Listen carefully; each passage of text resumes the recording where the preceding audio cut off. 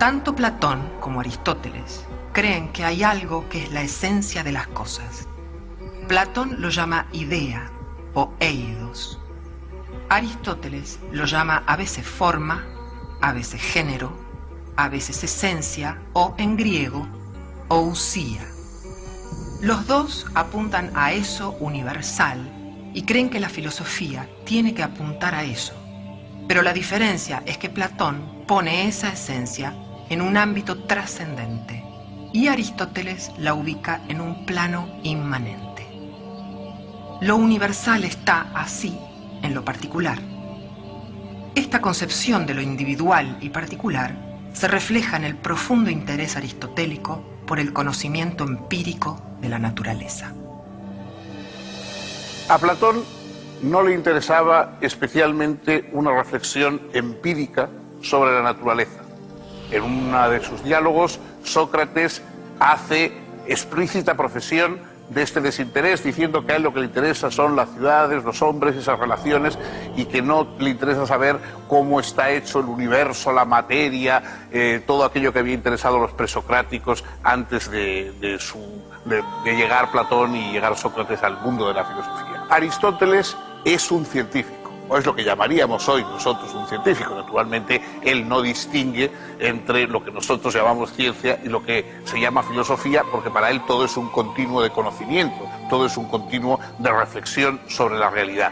Pero él es un científico, es decir, él estudia a los animales y estudia las partes de los animales, estudia botánica, era médico o el equivalente a un médico de profesión.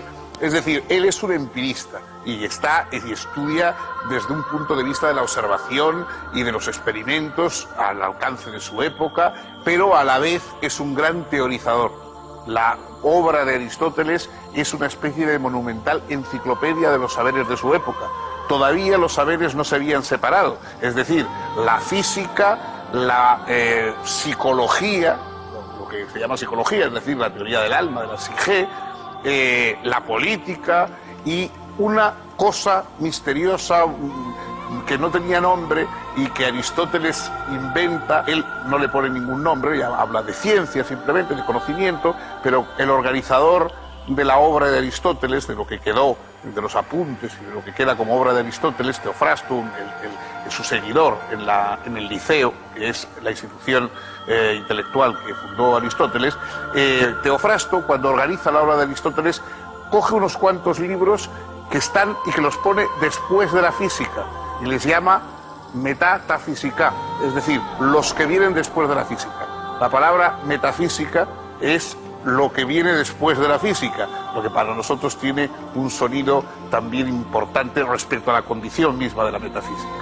Pues para Aristóteles, el gran científico, el gran investigador, todo es realidad.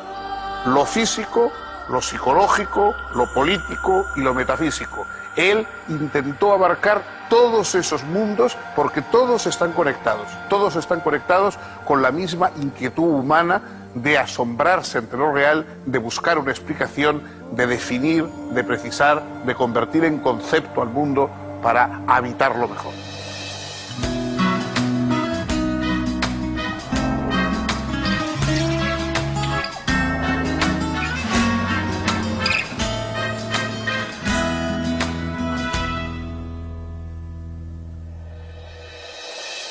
Según Aristóteles, nuestros conocimientos primero parten de los sentidos, de la experiencia, y una vez que los hemos captado en nuestro conocimiento sensible, nuestra inteligencia puede realizar una tarea de abstracción, siempre desde esos datos sensibles.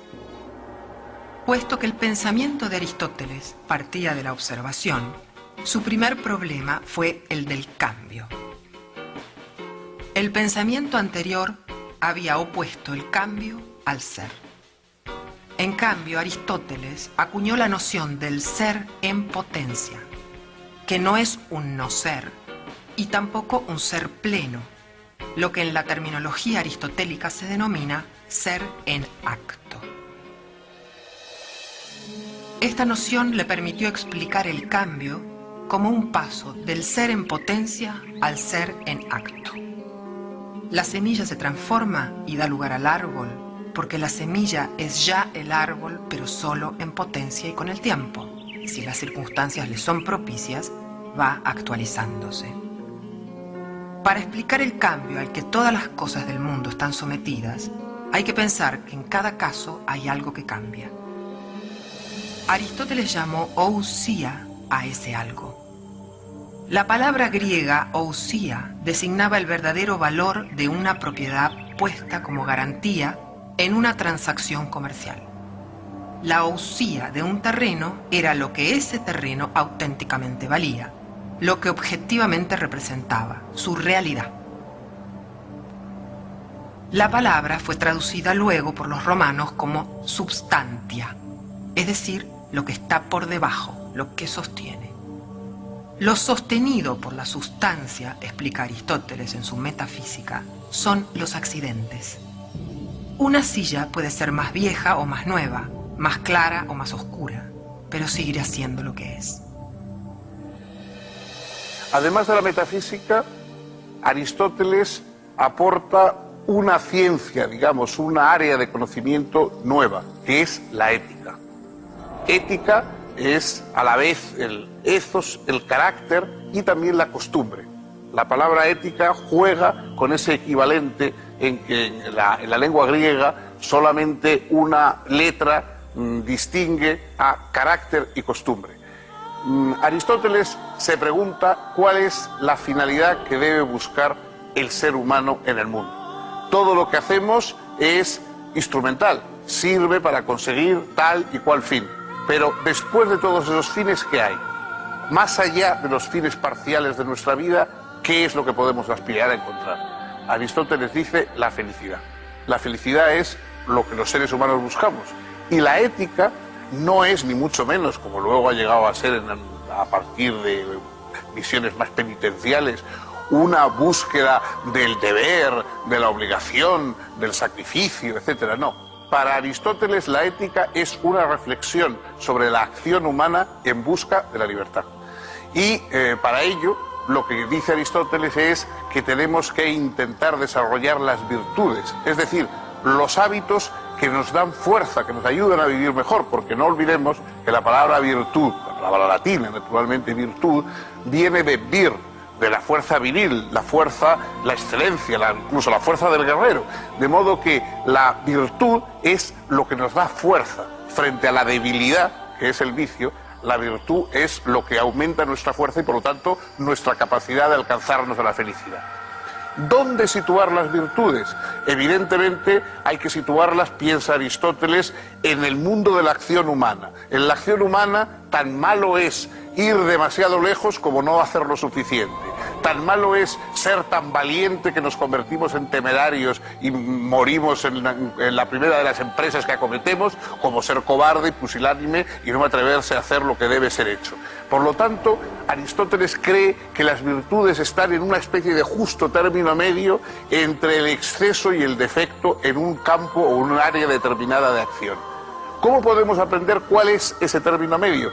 Para Aristóteles no se basa exclusivamente en una definición de tipo teórico. Tenemos que verlo en la práctica, puesto que la ética tiene que relacionarse con la práctica, tenemos que buscar el modelo de nuestras acciones en la práctica. Hay que fijarse en los spudaioi, en los excelentes, en los magníficos. Es decir, cuando yo me pregunto ¿qué es verdaderamente el coraje? Debo pensar, ¿a quién quisiera yo tener a mi lado si estuviera en un momento de peligro? Esa persona en la que pienso es la que me puede indicar qué es el coraje, porque esa persona será un valiente. Si yo pienso qué es la generosidad, pues digo, ¿a quién recurriría yo si estuviera en un apuro, si necesitara a alguien que me apoyase, que me acompañara, que me prestara dinero o lo que fuese? Esa persona en la que pienso es el generoso. Él es el que puede enseñarme en qué consiste la generosidad. Es decir, la reflexión sobre la acción y la virtud no es meramente teórica, sino que busca modelos en la vida práctica.